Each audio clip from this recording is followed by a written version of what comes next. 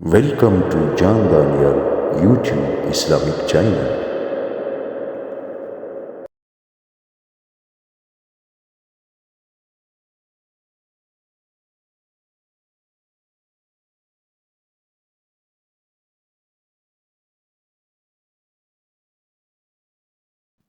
بسم اللہ الرحمن الرحیم۔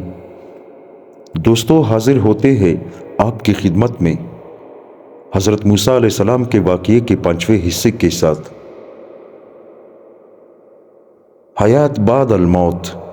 قرآن پاک نے حیات بعد الموت کا عام قانون تو یہ بتایا ہے کہ اس دنیاوی موت کے بعد عالم آخرت ہی کے لیے دوبارہ زندگی ملے گی، لیکن قانون خاص یہ ہے کہ کبھی کبھی حکمت اور مصلحت کے پیش نظر اللہ پاک اس دنیا میں بھی مردے کو زندگی بخش دیا کرتے ہیں، اور انبیاء علیہ السلام کے معجزانہ زندگی میں خود قرآنی شہادت کے مطابق اس حقیقت کا متعدد بار ظہور ہو چکا ہے۔ سورہ بقرہ کی اس آیات میں بھی قرآن عزیز نے بنی اسرائیل کے نمائندوں کی موت اور ہلاکت کے بعد ان کی جی اٹھنے کا ذکر ہے، اور لعلکم تشکرون کہہ کر اس واقعے کی اصل حقیقت کو اور زیادہ واضح کر دیا ہے کہ بے شبہ یہ صورت پیش آئی کہ ان کے نامعقول اور گستاخانہ اصرار پر رجفہ کے عذاب نے ان کو موت کے گھاٹ اتار دیا، اور پھر موسیٰ علیہ السلام کی عاجزانہ دعا پر خدا کی وسیع رحمت نے ترس کھا کر ان سوختہ جان انسانوں کو دوبارہ زندگی بخش دی، تاکہ یہ شکر گزار ہو اور اس قسم کی بے جا ضد کو کام میں نہ لائے اور خدا کے سچے فرمان بردار بن جائے۔ بنی اسرائیل اور جبل طور۔ جب یہ 70 افراد دوبارہ زندگی پا کر قوم کی جانب واپس ہوئے تو انہوں نے قوم سے سارا قصہ کہہ سنایا اور بتایا کہ موسیٰ علیہ السلام جو کہتے ہیں وہ حق ہے، وہ بلا شبہ خدا کے فرستادہ ہے۔ لیکن اس شہادت میں اپنی طرف سے آمیزش بھی کر دی۔ اللہ تعالیٰ نے آخر میں یہ فرما دیا تھا کہ جس قدر عمل ہو سکے کرنا، جو نہ ہو سکے معاف ہے۔ تو کچھ جبلی شرارت، کچھ احکام کے مشقت اور کچھ اس آمیزش کا ہیلا ملا تو بنی اسرائیل نے صاف کہہ دیا کہ ہم سے تو کسی قانون پر عمل نہیں ہو سکتا۔ حق تعالیٰ نے فرشتوں کو حکم دیا کہ طور کا ایک ٹکڑا اٹھا کر ان کے سروں پر معلق کر دو کہ یا تو مانو ورنہ پہاڑ تم پر گرا دیا جائے گا۔ آخر چار ناچار ان کو ماننا پڑا، جیسا کہ ارشاد ہے۔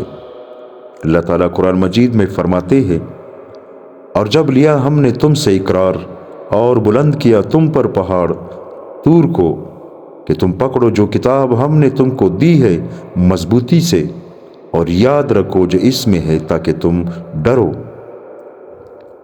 ابن کثیر میں ہے کہ جب انہوں نے دیکھ لیا کہ پہاڑ گرنا چاہتا ہے تو فوراً سجدے میں گر پڑے اور سیدھی آنکھ کی کنکریوں سے پہاڑ کو دیکھ رہے تھے کہ گر تو نہیں رہا۔ یہی وجہ ہے کہ آج تک جب بھی یہودی سجدہ کرتے ہیں تو اپنے بائیں رخ پر کرتے ہیں اور کہتے ہیں کہ یہ وہ سجدہ ہے جو رفع عذاب کی یادگار ہے۔ تفسیر عزیزی میں ہے کہ حضرت جبرائیل کو حکم ہوا کہ اس پہاڑ کو اپنی جگہ سے اپنے پروں پر اٹھا کر لا اور قد آدم کے فاصلے پر سے بنی اسرائیل کے سر پر کھڑا کر دے۔ تو انہوں نے ایسا ہی کیا۔ لشکرگاہ کا طول و عرض 1 فرسنگ تھا اور یہ پہاڑ بھی اتنا ہی لمبا چوڑا تھا۔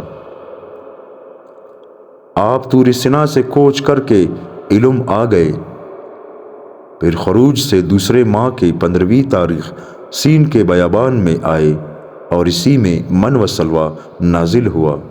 قولہ تعالی، اور سایہ کیا ہم نے تم پر بادلوں کا اور نازل کیا ہم نے تم پر من اور سلویٰ کو، کھاؤ ان پاک چیزوں سے جو ہم نے تم کو بطور رزق دیا، اور انہوں نے ہمارا کوئی نقصان نہیں کیا، لیکن یہ اپنے اوپر ہی ظلم کرتے تھے۔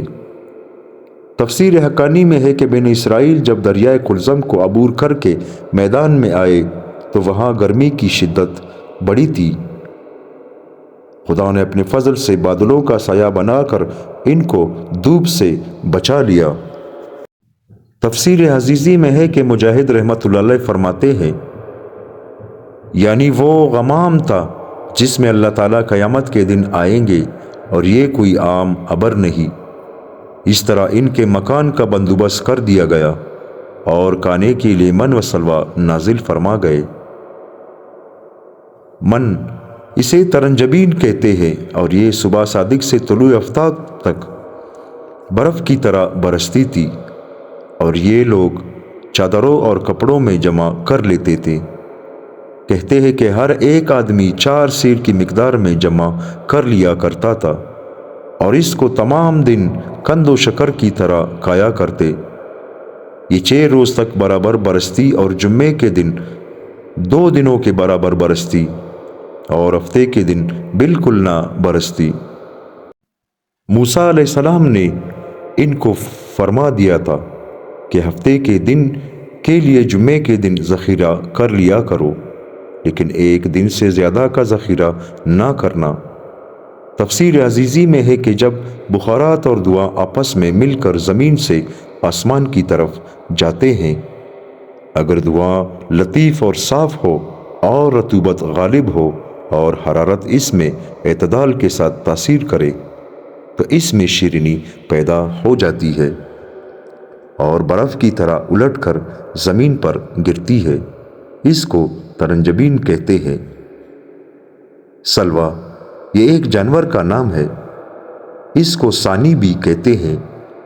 یہ اکثر کاری دریاؤں کے گرد زیادہ پایا جاتا ہے۔ ان کو بھیجنے کا یہ طریقہ تھا کہ غروب آفتاب کے وقت جنوب کی ہوا ان پر مسلط کر دی جاتی اور یہ ہوا ان کو ہزارہا کی تعداد میں دریا کے کنارے سے بنی اسرائیل کے لشکر میں لا ڈالتی، اور یہ لوگ ان جانوروں کو ہاتھ، چادروں اور لکڑی وغیرہ سے شکار کر کے ذبح کرتے اور ہر شخص اپنے اور اپنے بال بچوں کی کفالت کی مقدار ان کو پکڑ لیتا۔ ذخیرہ کرنے کا حکم نہ تھا، صرف جمعے کے دن اجازت تھی کہ ہفتے کے دن کے لیے ذخیرہ کر سکتے ہو، لیکن ان میں بعض حریص طبع لوگوں نے ذخیرہ کرنا شروع کر دیا، جس کی وجہ سے گوشت میں بدبو پیدا ہو جاتی۔ کہتے ہیں کہ اس سے قبل کسی زمانے میں بھی ذخیرہ کرنے سے گوشت بدبودار اور گندا نہ ہوتا تھا۔ بنی اسرائیل کے ذخیرہ اندوزی کی وجہ سے ہوا، جیسا کہ حدیث میں ہے، یعنی اگر ہوا نہ ہوتی تو عمر بھر کوئی عورت خاوند کی خیانت نہ کرتی، اور اگر بنی اسرائیل نہ ہوتے تو گوشت پرانا اور بدبودار نہ ہوتا۔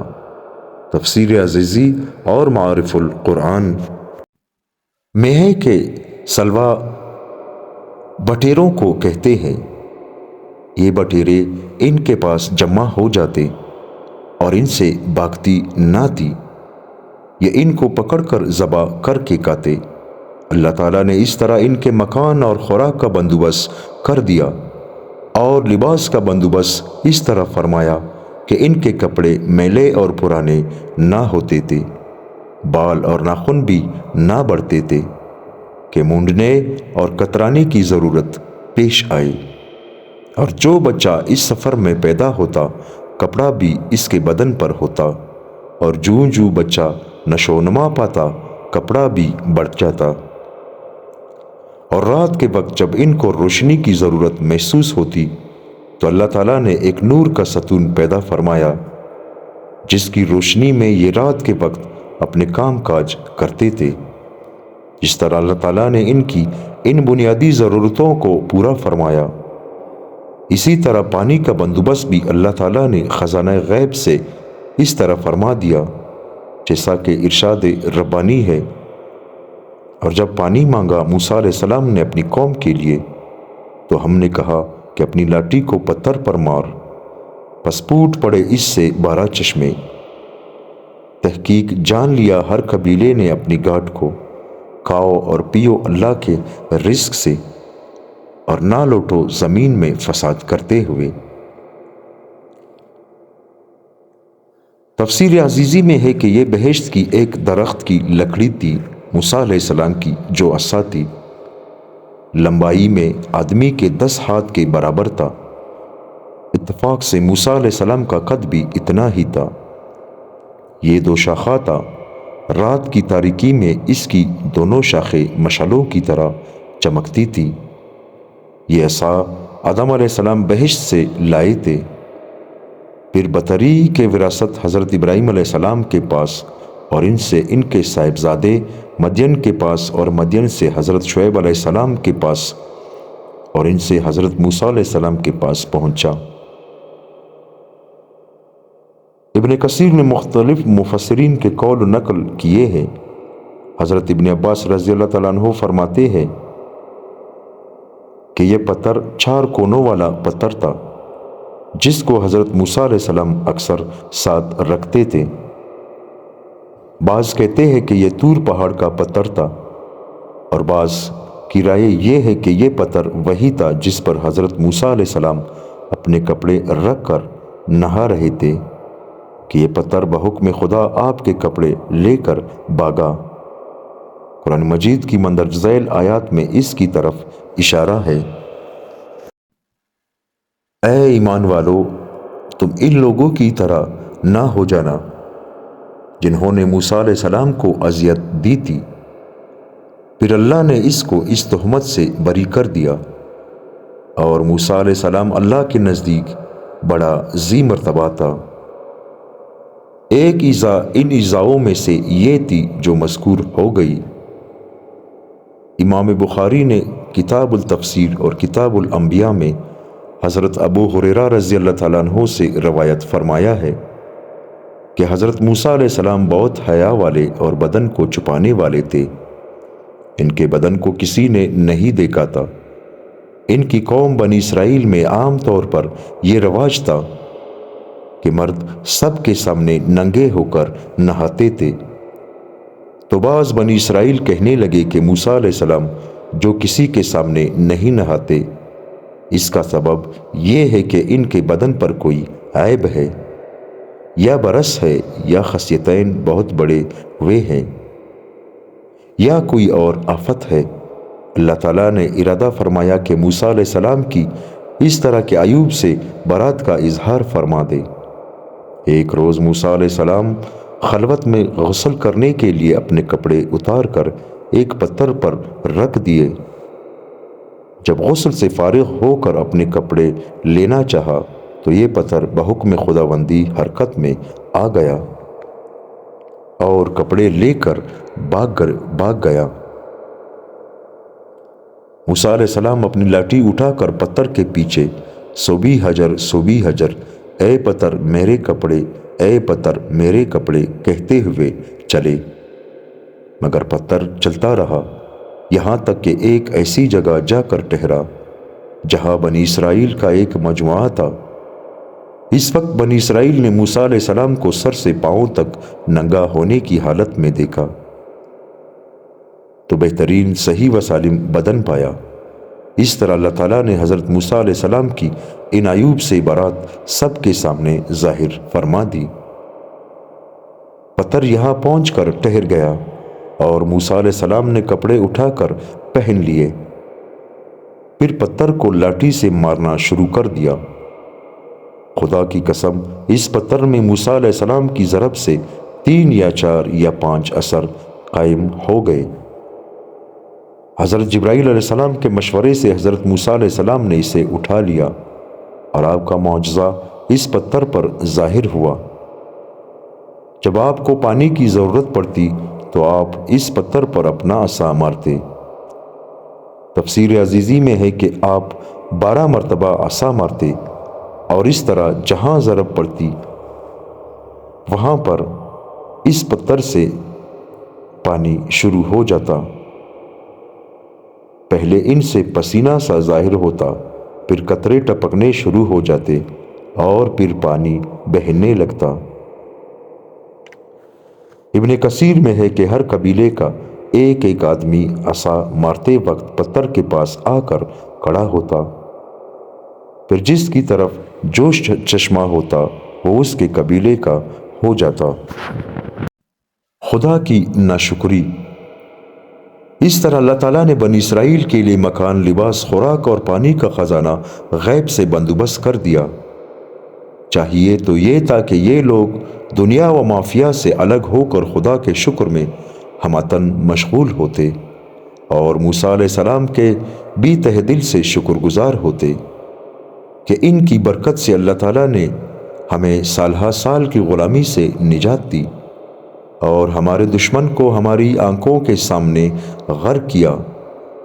لیکن جن کی قسمت میں ہمیشہ کی بدنصیبی لکھی جا چکی ہے، وہ قوم لاکھوں نعمتوں کو دیکھ کر ہزارہا احسان پا کر بھی راہ راست پر نہ آئے، اور ان لوگوں نے کچھ عرصہ تک ان کانوں پر صبر کیا، لیکن جو جو وقت گزرتا گیا ان کی بے صبری اور شکایات میں اضافہ ہوتا گیا، یہاں تک کہ موسیٰ علیہ السلام کو برملا کہہ بیٹھے کہ ہم ایک کانے پر صبر نہیں کر سکتے، جس کو خدا تعالیٰ نے اس طرح بیان کیا ہے۔ اور جب تم نے کہا کہ اے موسیٰ، ایک ہی قسم کی خوراک پر ہم ہرگز نہیں رہ سکتے، تو ہمارے لیے اپنے رب سے دعا کر کہ وہ ہمارے لیے ایسی چیزیں پیدا کرے جو زمین سے اگتی ہے، زمین کے ساگ اور ککڑی اور گیہوں اور مسور اور پیاز۔ تو موسیٰ علیہ السلام نے ان کو ڈانٹتے ہوئے فرمایا کہ تم اعلیٰ اور بہترین چیز پر گھٹیا اور رذیل چیز کو ترجیح دیتے ہو، تو شہر میں چلے جاؤ، یہ چیزیں تمہیں وہاں ملیں گی، اور یہ چیزیں کوئی خاص نہیں جن کے لیے میں اللہ تعالیٰ سے دعا کروں۔ بنی اسرائیل کا میلان ہمیشہ پستی کی طرف تھا، لیکن جب تک ان میں حضرت موسیٰ علیہ السلام اور حضرت ہارون علیہ السلام اور حضرت یوشع بن نون اور بلند مرتبہ انبیاء موجود تھے، ان کے حکم ان پر غالب رہے اور پستی کی ہمت نے ان پر اثر نہ کیا، اور جیسے ہی یہ بزرگ اٹھتے گئے ان کی رذیل خصلتیں ظاہر ہونا شروع ہو گئی، اور کھیتی باڑی، بونے اور جوتنے کی خواہشیں ان کے دلوں میں پیدا ہوئی، اور خدا کے انگنت احسانات کو یکسر بلا دیا، جس کی بنا پر ان کا رعب و دبدبہ باقی نہ رہا، اور اسی وجہ سے ان پر جالوت نے طرح طرح کے مظالم ڈھائے، اور پھر بخت نصر اور سنجاریب نے ان کو اپنے مظالم کا نشانہ بنایا۔ تفسیر عزیزی، تفسیر حقانی میں ہے کہ ان لوگوں نے دشت فاران میں حضرت موسیٰ علیہ السلام سے مطالبہ کیا تھا، قولہ تعالی، اور جب تم نے ایک شخص کو قتل کر ڈالا پھر تم اس میں اختلاف کرنے لگے، اور تمہاری پوشیدگی کو خدا ظاہر کرنے والا تھا۔ موسیٰ علیہ السلام کی قوم میں حامیل ایک نامی شخص تھا، جس کی ایک بیٹی اور ایک بھتیجا تھا۔ یہ شخص بہت مالدار تھا۔ بھتیجا اس کی موت کا مدت سے منتظر تھا کہ یہ مرے اور اس کا مال میرے حوالے ہو، لیکن قدرت کی طرف سے اس کی زندگی تھی۔ جب اس سے مزید انتظار نہ ہو سکا تو ایک دن اس نے اپنے چچا کو قتل کر دیا اور لاش اٹھا کر دوسرے محلے میں کسی کے دروازے کے سامنے ڈال دی، اور صبح کو خود ہی اس کو تلاش کرتا ہوا جب اس محلے میں پہنچا اور اپنے چچا کی لاش دیکھ کر محلے کے لوگوں پر خون کا دعویٰ کر دیا، تو محلہ والوں نے موسیٰ علیہ السلام سے اس خود گردہ جرم کی شکایت کی، اور بعض مورخین نے یہ بھی لکھا ہے کہ مقتول کے وارثوں نے موسیٰ علیہ السلام سے عرض کی کہ ہمارے چچا کا قاتل معلوم کرنے کے لیے اپنے رب سے دعا کرے، تو آپ نے بارگاہ رب العزت میں دعا کی تو اللہ تعالیٰ کی طرف سے یہ حکم ہوا کہ ان لوگوں سے یہ کہہ دو کہ ایک گائے ذبح کریں۔ غالباً یہ حکم اس لیے دیا کہ اس زمانے میں گائے کی پوجا ہوتی تھی اور اس کی بڑی تعظیم کی جاتی تھی، جیسے کہ آج کل ہندو مذہب میں گائے متبرک سمجھی جاتی ہے۔ سامری نے بھی اسی بنا پر گائے کا بچہ بنا کر قوم کو فتنے میں ڈالا تھا۔ غرض ذبح بکرے کا حکم سنتے ہی کہنے لگے کہ آپ ہمارے ساتھ مزاح کرتے ہیں، ہم نے تو آپ سے قاتل کا پوچھا ہے اور آپ ہمیں گائے ذبح کرنے کا کہہ رہے ہیں۔ چاہیے تو یہ تھا کہ جب ان لوگوں نے اپنا مقدمہ حضرت موسیٰ علیہ السلام کے سپرد کیا تھا تو پھر حضرت موسیٰ علیہ السلام کی ہر ہدایت پر بصر و چشم عمل پیرا ہوتے اور فوراً کسی گائے کو ذبح کر دیتے، لیکن ان لوگوں نے پیغمبر خدا کے فیصلے کو اپنے حق میں مزاح جانا۔ موسیٰ علیہ السلام نے جواباً فرمایا، اعوذ باللہ ان اکون من الجاہلین، میں اللہ کی پناہ مانگتا ہوں اس بات سے کہ میں جاہلوں میں سے ہو جاؤں۔ بنی اسرائیل نے جب سمجھ لیا کہ شاید گائے کے ذبح کرنے میں کوئی خاصیت ہوگی کہ اس کا کوئی حصہ مردے پر مارنے سے مردہ زندہ ہو کر اپنا قاتل بتا دے گا، لیکن انہوں نے اجتہاد سے کام لیا کہ شاید ہر گائے میں یہ خاصیت نہ ہو۔ اس بنا پر حضرت موسیٰ علیہ السلام پر سوالات کا دروازہ کھول دیا اور اس عجیب گائے کی اوصاف کی تحقیق میں بہت دور نکل گئے۔ حضرت ابو ہریرہ رضی اللہ تعالیٰ عنہ کی حدیث ہے کہ نبی کریم صلی اللہ علیہ وآلہ وسلم نے فرمایا کہ اگر بنی اسرائیل کوئی بھی گائے ذبح پکڑ کر دیتے تو کفایت کرتا، لیکن انہوں نے اپنے اوپر سخت گیری کی، اس لیے اللہ تعالیٰ نے بھی ان پر سخت گیری فرمائی۔ اب بنی اسرائیل حضرت موسیٰ علیہ السلام سے سوالات کرنے لگے کہ اللہ تعالیٰ سے اس گائے کی عمر پوچھ کر ہمیں بتایا جائے۔ اللہ تعالیٰ نے فرمایا کہ اس کی عمر جوانی کی ہے، نہ بوڑھی ہے نہ کواری ہے، بلکہ ان دونوں عمروں کے درمیان۔ اب بھی اگر اس عمر کی کسی گائے کو ذبح کر دیتے تو ان کا مقصود حاصل ہو جاتا، لیکن انہوں نے دوسرا سوال کر دیا کہ اللہ تعالیٰ سے پوچھ کر بتائیں کہ اس کا رنگ کیسا ہے، کیونکہ ادھیڑ عمر کی گائیں تو بہت ہے۔ تو اللہ تعالیٰ نے فرمایا کہ اس کا رنگ گہرا زرد ہے جو دیکھنے والے کو خوش کر دیتی ہے، لیکن بنی اسرائیل کو اب بھی تشفی نہ ہوئی اور تیسرا سوال کیا کہ اس گائے میں اگر کوئی منفرد وصف ہو تو وہ بھی بیان کیا جائے، کیونکہ زرد رنگ کی گائے بھی بہت ہے، لیکن آگے وہ یہ کہتے ہیں جسے اللہ نے قرآن پاک میں بیان فرما دیا، اور اگر اللہ نے چاہا تو ہم ضرور ہدایت پائیں گے۔ حدیث شریف میں آیا ہے کہ اگر بنی اسرائیل کلمہ انشاءاللہ نہ کہتے تو اس گائے کو ہرگز نہ حاصل کرتے اور ان کی تشفیع خاطر نہ ہوتی۔ اب آگے جو صفات بیان کی گئی ہے یہ دراصل بیلوں کی ہے، اور پہلے کی ضمیرے اور بقرہ میں تائے تانیث یہ ظاہر کرتی ہے کہ یہ گائے تھی۔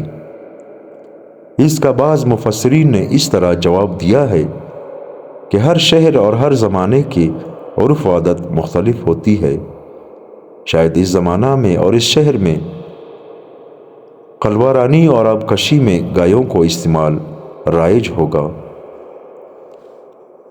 چونکہ ان لوگوں نے متعدد سوال کیے جس کی بنا پر ان پر دائرہ ہوتا گیا، آخر اللہ تعالیٰ نے ایک ایسی گائے کی نشاندہی فرمائی جو روئے زمین پر صرف ایک ہی تھی، جیسا کہ ارشاد ہے، کہا موسیٰ نے کہ فرماتے ہیں اللہ تعالیٰ کہ وہ گائے محنت کرنے والی نہیں کہ جوتی ہوئی کی پاڑے زمین کو یا پانی دیتی ہو کھیتی کو، بے عیب ہے، اس میں کوئی داغ نہیں۔ یہ گائے کبھی کسی کام میں نہیں پکڑی گئی، نہ کوئی اس سے کام لیا گیا، یعنی یہ سلامت ہے اس بات سے کہ آدمیوں کے ہاتھ میں آ کر کسی کام میں ذلیل ہوئی ہو، یا اس کے بدن کو کہیں سے کاٹنے یا سوراخ کرنے سے اس کو نقصان پہنچایا ہو۔ اس لیے اس کی رنگت تمام بدن پر یکساں ہے۔ بنی اسرائیل میں ایک بہت نیک شخص تھا، اور اس کا ایک لڑکا تھا، اور اس بزرگ کے پاس سوائے اس گائے کے مال کی اور کوئی جنس نہ تھی۔ اس نے اس کو پکڑ کر اس کی گردن پر مہر لگا کر ابراہیم علیہ السلام و اسحاق علیہ السلام و اسماعیل علیہ السلام و یعقوب علیہ السلام و یوسف علیہ السلام کے خدا کے حوالے کر دیا، اور کہا کہ خدایا، میں اس کو اپنے بیٹے کے لیے تیرے پاس امانت چھوڑتا ہوں کہ جب میرا بیٹا بڑا ہو جائے تو یہ اس کے کام آئے۔ یہ کہہ کر اس نے گائے کو جنگل میں چھوڑ دیا۔ اس کے کچھ عرصہ بعد وہ بزرگ انتقال فرما گئے، اور یہ بچڑی اسی طرح جنگل میں چرتی اور درختوں کے پتوں سے پرورش پاتی، اور بسبب عنایت الہی درندوں وغیرہ کی آفت سے محفوظ رہتی۔ یہ لڑکا بھی اپنے والد کی طرح دن رات عبادت الہی میں مشغول رہتا۔ اس نے رات کے 3 حصے کر لیے تھے، ایک حصہ والدہ کی خدمت کے لیے، اور ایک حصہ عبادت کے لیے، اور ایک حصہ سونے کے لیے۔ اور جب صبح ہوتی تو رسی اور کلاڑا لے کر جنگل جا کر وہاں سے لکڑیاں کاٹ کر لاتا اور بازار میں فروخت کر دیتا، اور ان لکڑیوں کی قیمت کے بھی 3 حصے کر دیتا، ایک حصہ اپنے لیے، ایک والدہ کے لیے، اور ایک فقراء و مساکین کے لیے۔ مدت تک اسی کام میں مشغول رہا۔ ایک دن والدہ نے کہا کہ تیرا باپ جنگل میں تیرے لیے ایک بچڑی چھوڑ گیا تھا، اور ابراہیم علیہ السلام، اسحاق علیہ السلام، اسماعیل علیہ السلام، یعقوب علیہ السلام، یوسف علیہ السلام کے رب کے پاس امانت رکھ گیا تھا۔ اب وہ بچڑی جوان ہو کر گائے بن چکی ہوگی۔ میں چاہتی ہوں کہ تو جو روزانہ جنگل سے اپنی پیٹ پر لکڑیاں لاد کر لاتا ہے، اس سے کہیں تیرے پیٹ پر زخم نہ پڑ جائے، ایسا کر کے جنگل سے وہ گائے لے آ اور اس پر لکڑیاں لاد کر لایا کر۔ تو لڑکے نے کہا کہ اس کی کوئی خاص نشانی مجھے بتا دے، ایسا نہ ہو کہ جنگل سے میں کسی اور کی گائے کو پکڑ کر لے آؤں جو میرے لیے حلال نہ ہو۔ والدہ نے کہا کہ اس کا رنگ بالکل زرد ہے، دور سے یوں معلوم ہوتا ہے کہ گویا سورج کی شعاعیں اس کی کھال سے نکل رہی ہے، اور اسی لیے ہم نے اس کا نام زرین رکھا تھا۔ اور اس سے بھی بڑھ کر یہ نشانی ہے کہ وہ آدمی کو دیکھ کر بھاگتی ہے، کسی کو پکڑائی نہیں دیتی۔ جب تو اسے دور سے دیکھ لے تو یوں کہنا کہ اے گائے، ابراہیم، اسماعیل، اسحاق و یعقوب کے رب کے نام پر فرما بردار ہو کر میرے پاس چلی آ۔ اس طرح وہ تیرے پاس آ جائے گی۔ اور یہ نصیحت بھی کی کہ اس پر سوار ہو کر نہ آنا، بلکہ اس کو پکڑ کر کھینچ کر لانا، کہیں ایسا نہ ہو کہ انسان کے استعمال سے اس سے برکت جاتی رہے۔ والدہ کے یہ ارشادات سن کر لڑکا جنگل گیا اور گائے کی تلاش میں ادھر ادھر دیکھنے لگا، اور گائے کو انہی الفاظ سے آواز دی۔ گائے اس کے پاس چلی آئی اور اس نے کہا کہ اے نیک بخت نوجوان، تو مجھ پر سوار ہو جا تاکہ تو آسانی سے گھر پہنچ جائے، اس لیے کہ فاصلہ کافی ہے اور یہاں سے 1 دن کا سفر ہے، تو تک جائے گا۔ تو لڑکے نے کہا کہ میری والدہ نے تجھ پر سواری کا حکم نہیں دیا، بلکہ یہ کہا کہ اس کو کھینچ کر لانا، اس لیے میں تیری پیٹھ پر بیٹھنے سے معذور ہوں۔ گائے نے کہا شاباش، میں تو تیری آزمائش کر رہی تھی، اگر تو مجھ پر سوار ہو جاتا تو میں تجھ کو اپنی پیٹھ پر ڈال کر بھاگ جاتی۔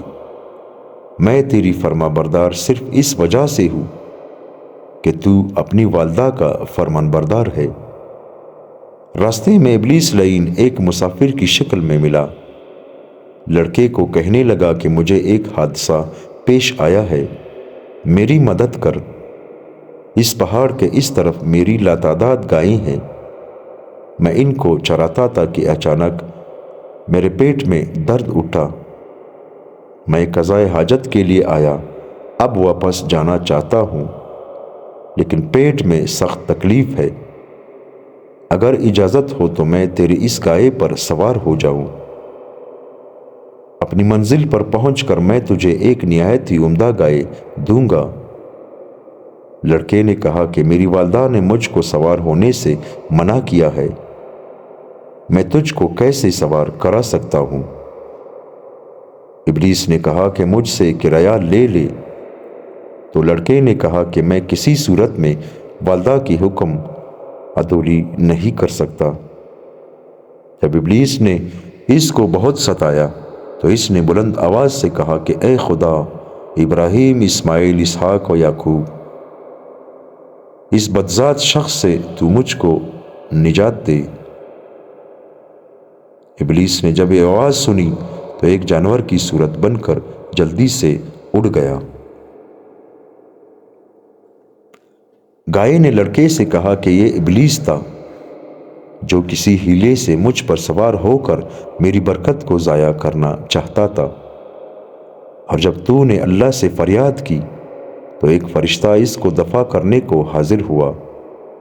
فرشتے کو دیکھتے ہی اس نے ہمارا پیچھا چھوڑ دیا۔